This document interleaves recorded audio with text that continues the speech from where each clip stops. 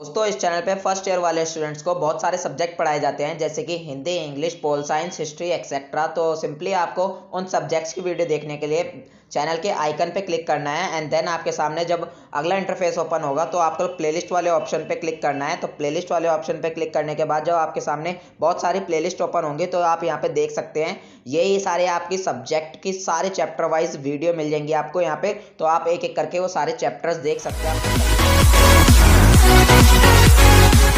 Srivastava classes. आज के इस वीडियो के अंदर हम अपने सब्जेक्ट हिस्ट्री का, जिसका नाम है भारत का इतिहास 300 से 1200 ईस्वी, इसका चैप्टर सेकंड करने वाले हैं। चैप्टर सेकंड यानी कि हमारी यूनिट सेकंड।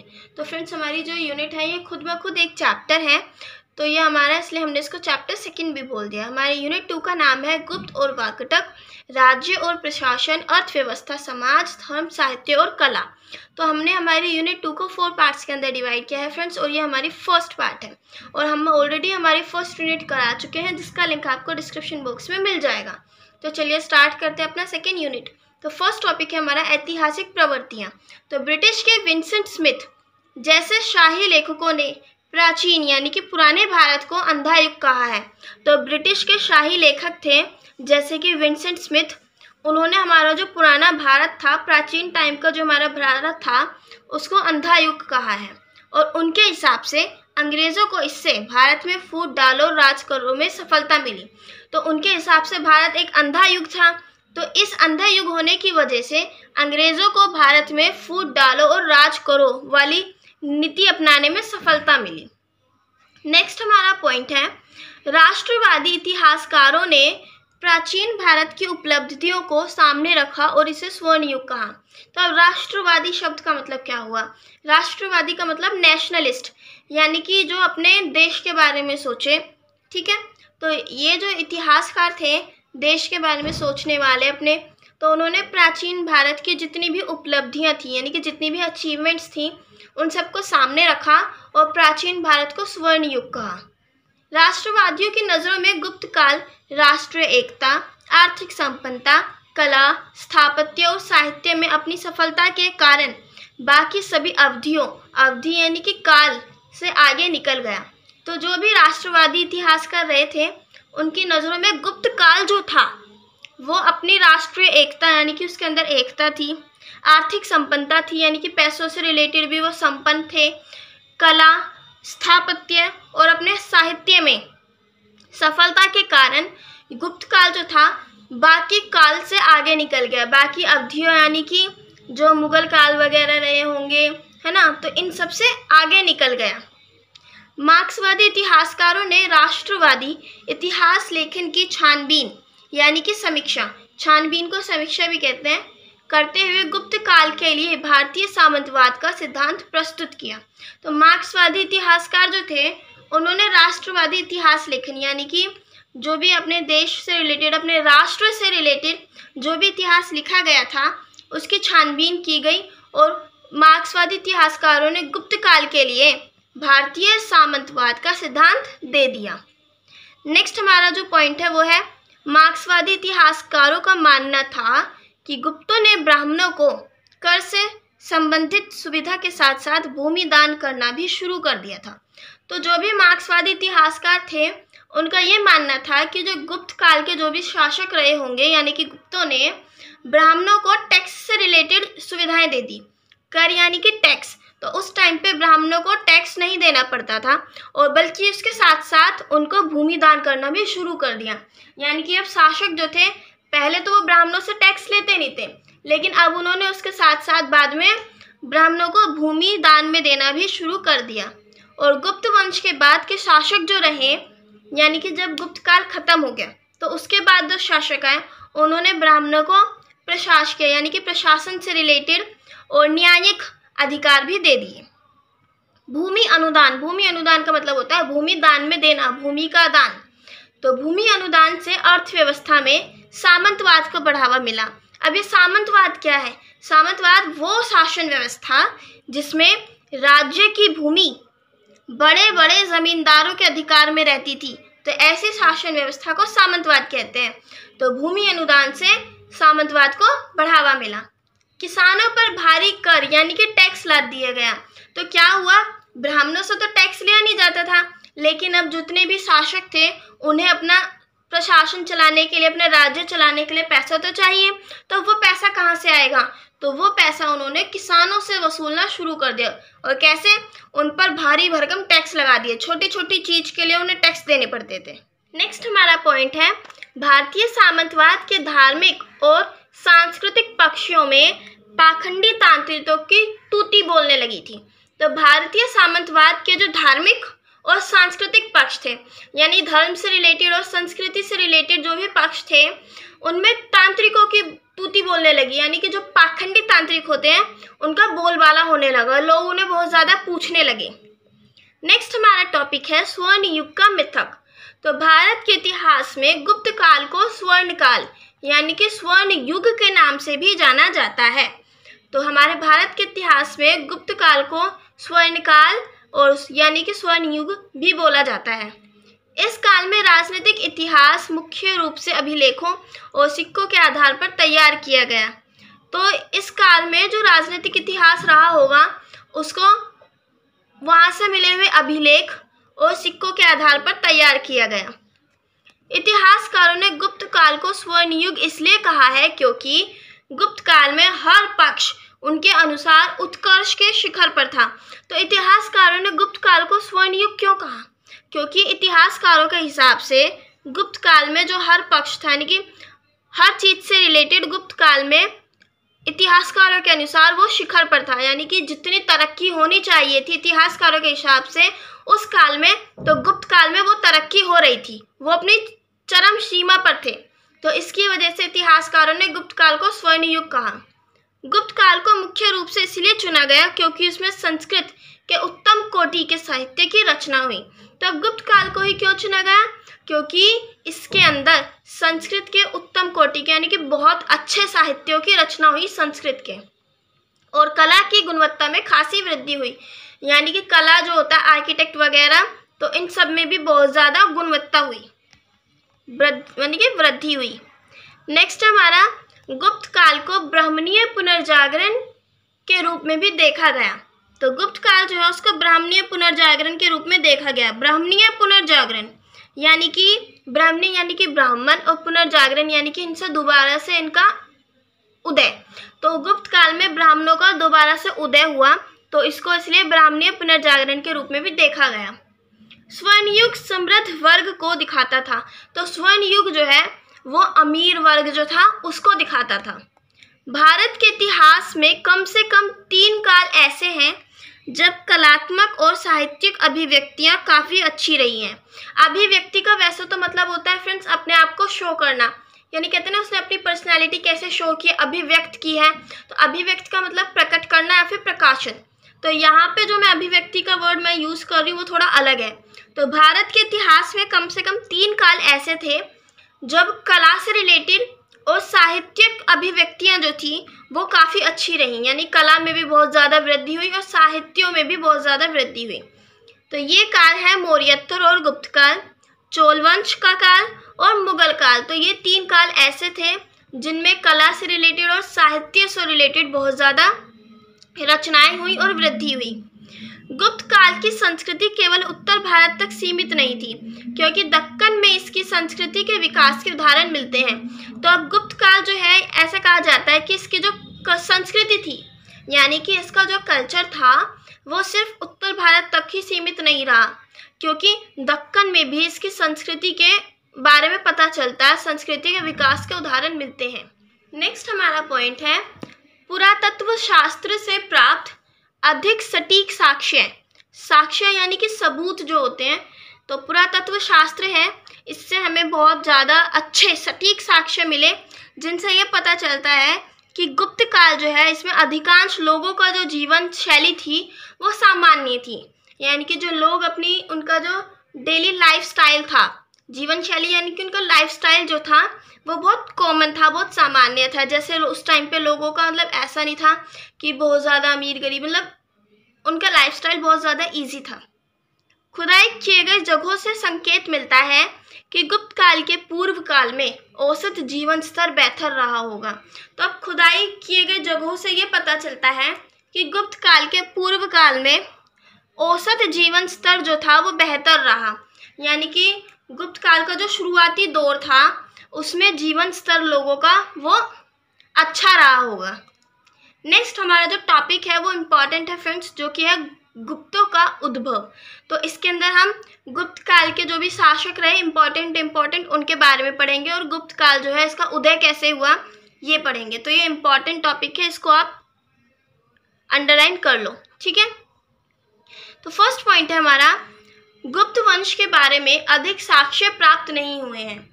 तो गुप्त वंश के बारे में जो है वो सब ज़्यादा सबूत तो नहीं मिले हैं कि इसका उदय कैसे हुआ, तो मतलब थोड़े बहुत ही मिले हैं, ज़्यादा नहीं मिले हैं। ऐसा माना जाता है कि शायद गुप्त परिवार मगध राज्य में एक छोटी सी जागीर पर शासन करता था। तो मतलब ऐसा कहा जाता है कि गुप्त परिवार जो है वो शुरुआत में मगध राज्य में, यानी कि मगध के राज्य में एक छोटी सी जागीर पर शासन करता था पहले, लेकिन हाल ही में एक खोज हुई है। तो उसके अनुसार ये जानकारी मिलती है कि इनका आधार गंगा का पश्चिमी मैदान था। मतलब पहले तो ये माना जाता था कि गुप्त परिवार जो है वो मगध राज्य में एक छोटी सी जागीर पर शासन करता था, लेकिन फिर बाद में कुछ खोज हुई और उससे ये पता चला कि गुप्तों का जो आधार है, जो बेस था इनका, वो गंगा की पश्चिमी मैदान था। गुप्त नाम से वैश्य प्रतीत होते थे, यानी कि अब जो गुप्त हैं ये अपने नाम से तो वैश्य प्रतीत होते थे कि इनका जो वर्ग है यानी कि किस वर्ण से संबंधित है, नाम से तो ये वैश्य लगते थे। लेकिन कुछ इतिहासकारों ने इन्हें ब्राह्मण कुल का माना, क्योंकि प्रभावती गुप्त का विवाह वाकटक राजवंश में हुआ था। क्योंकि अब ये प्रभावती गुप्त जो है इनका जो शादी हुई थी वो वाकटक राजवंश में हुई थी, और वाकटक जो थे ये ब्राह्मण थे। तो उससे भी ये पता लगाया जाता है कि शायद ये जो गुप्त वंश रहा ये ब्राह्मण होंगे, क्योंकि तभी तो उन्होंने ब्राह्मणों में शादी की। लेकिन कुछ विद्वान इन्हें क्षत्रिय मानते हैं। क्यों? क्योंकि इनके वैवाहिक संबंध जो है वो लिच्छवियों से भी थे, लिच्छवियों से। तो अब लिच्छवियों जो थे ये क्षत्रिय रहे होंगे, तो ये क्षत्रिय कुल के थे। तो इसलिए कुछ लोगों का मानना ये है, विद्वानों का मानना ये है कि गुप्त जो थे ये क्षत्रिय थे। तो गुप्त राजवंश के इतिहास को जानने के स्रोत। तो अब हम गुप्त राजवंश जो भी रहा होगा उसको इतिहास को कैसे जानेंगे, तो उसके स्रोत हैं। पहला साहित्यिक, दूसरा पुरातात्विक। मैंने आपको बताया था इतिहास को जानने के हमारे दो तरीके के स्रोत होते हैं, साहित्यिक स्रोत और पुरातात्विक स्रोत। साहित्यिक स्रोत होते हैं जो हमें लिखे हुए पुराण वगैरह मिलते हैं, और पुरातात्विक जैसे कि अभिलेख, सिक्के, मूर्तियां वगैरह जो हमें मिलती हैं ये पुरातात्विक में आ जाते हैं। तो साहित्यिक स्रोत ऐसे जिनसे हमें गुप्त राजवंश के बारे में पता चलता है, विष्णु पुराण, वायु पुराण और मनुस्मृति। इनसे हमें गुप्त राजवंश के बारे में नॉलेज मिलती है। पुरातात्विक स्रोत जो होते हैं वो अभिलेख यानी कि सिक्के और स्मारक। अभी अभिलेख क्या होते हैं, जैसे कि तांबे की पट्टी पर या फिर किसी भी चीज़ के ऊपर कुछ लिखा हो, मिट्टी के बर्तन पर, तांबे की पट्टी पर, हाथी के दांत की पट्टी पर, लकड़ी पर, उस पर अगर कुछ लिखा हो तो वो अभिलेख कहलाते हैं। तो अभिलेख, सिक्के और स्मारक की मदद से भी हमें गुप्त राजवंश के इतिहास के बारे में नॉलेज मिलती है। नेक्स्ट हमारा पॉइंट है, गुप्त राजवंश की स्थापना लगभग 275 ईस्वी में की गई थी। तो गुप्त राजवंश जो है यानी गुप्त काल जो था इसकी स्थापना लगभग 275 ईस्वी में की गई, और इसकी स्थापना महाराज गुप्त द्वारा की गई थी। तो सबसे पहले जो शासक बने वो महाराज गुप्त बने थे। तो अब हम एक एक करके गुप्त शासक की बात करते हैं। जो हम पहले जिनके बारे में पढ़ने वाले हैं वो है चंद्रगुप्त प्रथम। तो इनका शासनकाल जो था वो 319 ईस्वी से 350 ईस्वी तक रहा। चंद्रगुप्त प्रथम महाराज घटोत्कच का पुत्र और उत्तराधिकारी था। तो चंद्रगुप्त प्रथम जो थे ये महाराज घटोत्कच के बेटे थे और इनके उत्तराधिकारी भी थे। उत्तराधिकारी कौन? जो मतलब अपने पिता के मरने के बाद जो गद्दी पर बैठेगा वो उत्तराधिकारी होता था। तो चंद्रगुप्त प्रथम जो थे वो महाराज घटोत्कच के उत्तराधिकारी थे। तो यानी कि इनसे पहले राजा कौन थे? महाराज घटोत्कच। तो चंद्रगुप्त प्रथम प्रारंभिक गुप्त शासकों में सबसे शक्तिशाली था। तो शुरुआती गुप्त शासक जो भी रहे होंगे उनमें ये सबसे ज़्यादा शक्तिशाली था। चंद्रगुप्त प्रथम के राज्याभिषेक के साथ ही इस वंश का अभ्युदय हुआ, यानी कि जब इनका राज्याभिषेक हुआ तो उसके साथ ही गुप्त वंश का उदय हुआ और इसने अपने राज्य को एक जागीर से ज़्यादा फैलाया। अभी मैंने आपको बताया था कि ये पहले एक छोटी सी जागीर पर शासन करते थे, लेकिन चंद्रगुप्त प्रथम ने अपने राज्य को एक जागीर से ज़्यादा फैलाया, उसको राज्य बनाया। चंद्रगुप्त ने उत्तर बिहार के लिच्छवी परिवार में शादी की थी। तो इनकी शादी कहाँ हुई? लिच्छवियों में इनकी शादी हुई। इन्होंने एक लिच्छवी परिवार में शादी की। लिच्छवी कौन थे? ये क्षत्रिय वर्ग के थे। तो उसका शासन गंगा की मध्य भूमि पर फैला था।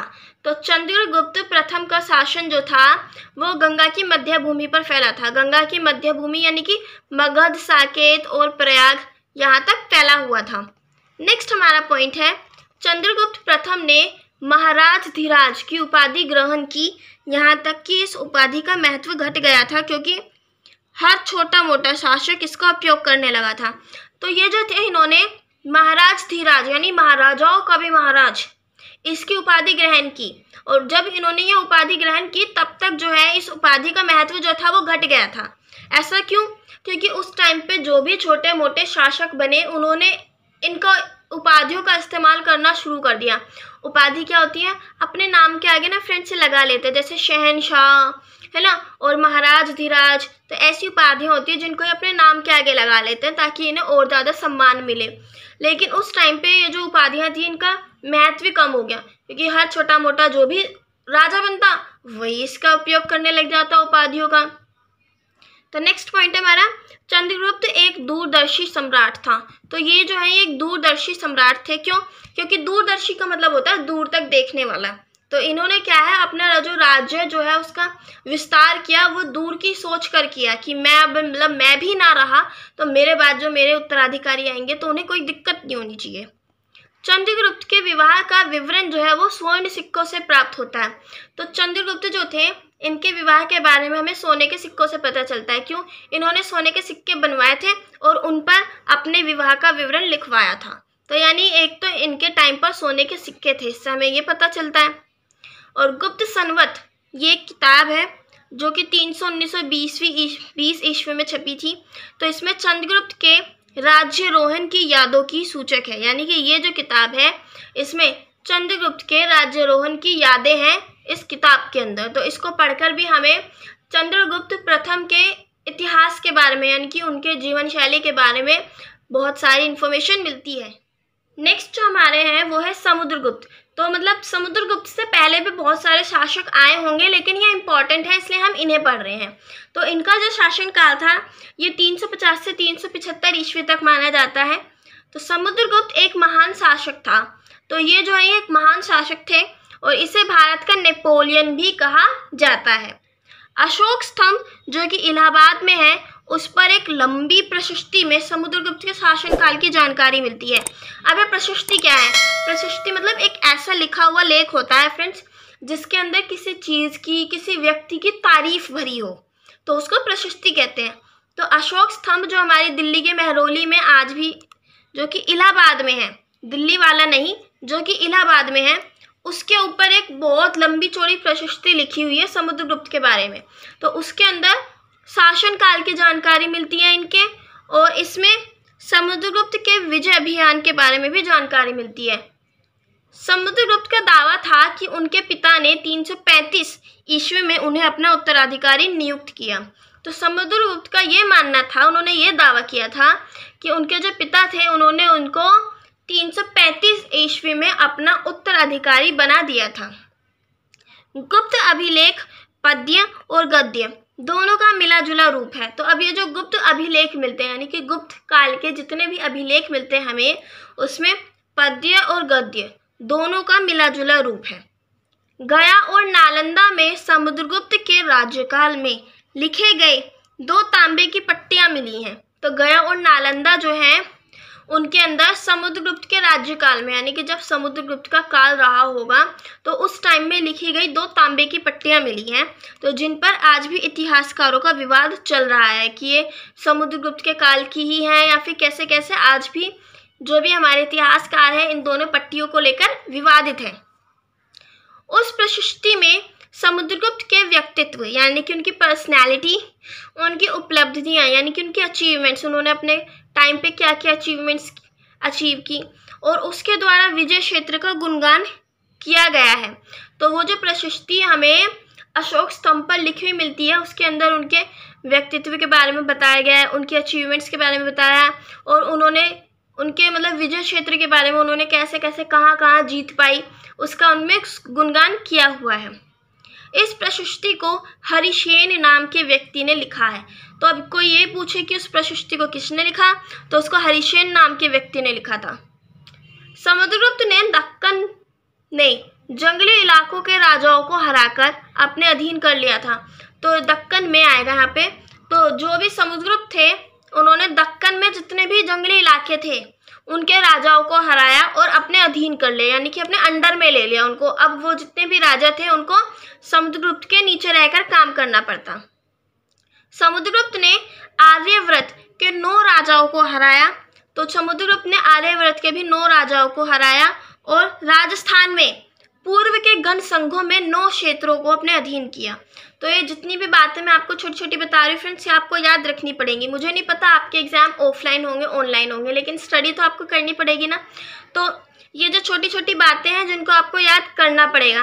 तो समुद्रगुप्त, चंद्रगुप्त, ये जो आपके टॉपिक्स हैं ये इंपॉर्टेंट टॉपिक्स हैं, इनके बारे में आपके क्वेश्चन आ सकते हैं। पहले वाला जो मैंने आपको पढ़ाया था ऐतिहासिक प्रवृत्तियाँ, वो इतना इम्पॉर्टेंट भी नहीं है, लेकिन ये मोस्ट इम्पॉर्टेंट है। पूर्वी भारत के राजाओं, नेपाल और पंजाब के छोटे छोटे राज्यों, इन सभी को जिसको उसने अपने अधीन किया था कर चुकाना पड़ता था।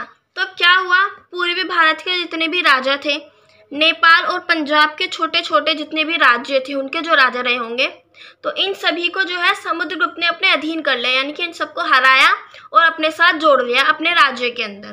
तो इन सबको कर चुकाना पड़ता था, यानी कि टैक्स भरना पड़ता था। यहाँ तक कि सभी टापू के निवासियों को भी कर चुकाना होता था।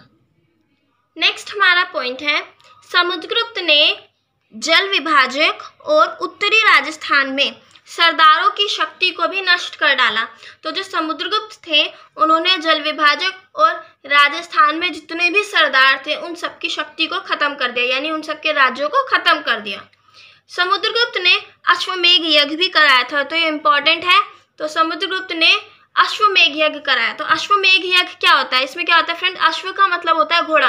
तो इस यज्ञ में राजा जो होता है वो घोड़े को छोड़ देता है और वो जो घोड़ा होता है वो जितने भी जमीन पर जाता है भागते हुए, वो पूरी जमीन राजा की हो जाती है। और अगर उस घोड़े को बीच में कोई रोकता है तो वह सीधे सीधे राजा को चुनौती दे देता है कि हाँ मुझसे लड़ो। तो फिर राजा को उससे लड़ाई करनी होती है। तो ये जो यज्ञ होता है इसको अश्वमेध यज्ञ कहते हैं। तो समुद्रगुप्त के समय पर कुछ 6 प्रकार की स्वर्ण मुद्राएं प्राप्त हुई। तो समुद्रगुप्त के टाइम की कुछ 6 सोने की मुद्राएं जो थी, यानी कि सोने के सिक्के जो थे वो मिले। तो गरुड़ प्रकार, यानी कि एक टाइप तो ऐसा मिला कि उस पर गरुड़ जो था वो बनाए हुए थे।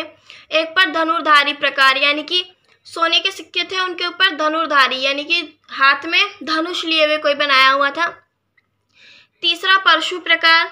चौथा था अश्वमेध, उसमें अश्वमेध यज्ञ करते हुए दिखाया गया था समुद्रगुप्त को। 5वां जो कि इम्पोर्टेंट भी है, वीणा वादन प्रकार। तो इसमें समुद्रगुप्त को वीणा बजाते हुए दिखाया गया था। और 6 जो है वह व्याघ्र हनन प्रकार। तो इसमें हनन करते हुए कुछ दिखाया गया था। तो नेक्स्ट जो हमारा टॉपिक है वो है चंद्रगुप्त द्वितीय। तो अभी हमने प्रथम पढ़ लिया था, समुद्रगुप्त भी पढ़ लिया, अब हम चंद्रगुप्त द्वितीय पढ़ेंगे। तो इसका जो शासनकाल था वो 375 से 415 ईस्वी तक रहा।